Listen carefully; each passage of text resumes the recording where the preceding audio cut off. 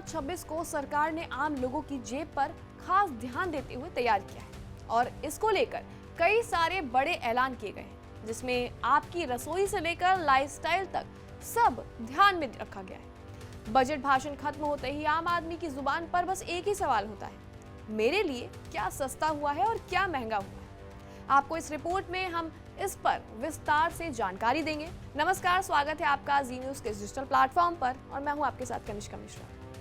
आज वित्त मंत्री निर्मला सीतारमण ने संसद में लगातार 9वीं बार बजट पेश किया है। ये मोदी सरकार का 15वां बजट है और इसका सीधा असर आपकी जेब, आपकी रसोई और आपकी रोजमर्रा की जिंदगी पर पड़ सकता है। सबसे पहले आपको हम अच्छी खबर देते हैं, यानी कि ये खबर जो आपके लिए सस्ती हुई चीजों के बारे में है। बजट के बाद विदेश यात्रा सस्ती हुई है। आपको बता दें कि विदेश यात्रा पर टीसीएस में कटौती का ऐलान हुआ है। पहले 5% और अब 2% टीसीएस किया गया है। और इसके अलावा आपको बता दें कि दवाइयाँ सस्ती हुई हैं, खास करके कैंसर की 17 दवाइयाँ और शुगर की दवाइयाँ सस्ती हुई हैं। इलाज अब थोड़ा और आसान हो जाएगा और थोड़ा सस्ता भी हो जाएगा। मोबाइल फोन और इलेक्ट्रॉनिक सस्ते होंगे क्योंकि मोबाइल पार्ट्स और चार्जर पर टैक्स कम किया गया है। हालांकि इलेक्ट्रिक वाहन सस्ते होंगे। ईवी बैटरी बनाने में लगने वाले जो कच्चे माल हैं उन पर टैक्स घटाया गया है। इसके अलावा सोलर एनर्जी से जुड़ी चीज़ें सस्ती हो गई हैं, जिससे घर पर सोलर पैनल लगवाना आसान हो जाएगा आपके लिए। चमड़े के जूते, बैग और कपड़े सस्ते हुए हैं, जिससे आम लोगों को रोजमर्रा की खरीदारी में कुछ हद तक राहत मिल सकती है। माइक्रोवेव और घरेलू इलेक्ट्रॉनिक्स सस्ते हो गए हैं, यानी कि किचन का खर्च भी आपका थोड़ा सा कम हो जाता है। बायोगैस और सीएनजी सस्ती हो गई है, जिससे ग्रीन एनर्जी को बढ़ावा मिलेगा और ईंधन खर्च भी कई हद तक कम हो जाएगा।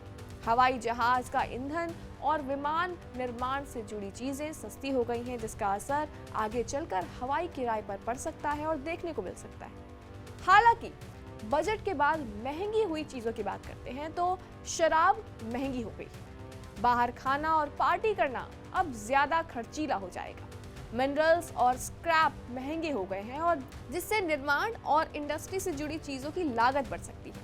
कोयला महंगा हो गया है और इससे आगे चलकर बिजली और फैक्ट्री खर्च पर असर पड़ सकता है। सिगरेट, पान मसाला और तंबाकू का जो सामान है वो भी बहुत महंगा हो गया है। कुल मिलाकर केंद्रीय बजट 2026-27 में सरकार ने संतुलन बनाने की कोशिश की है।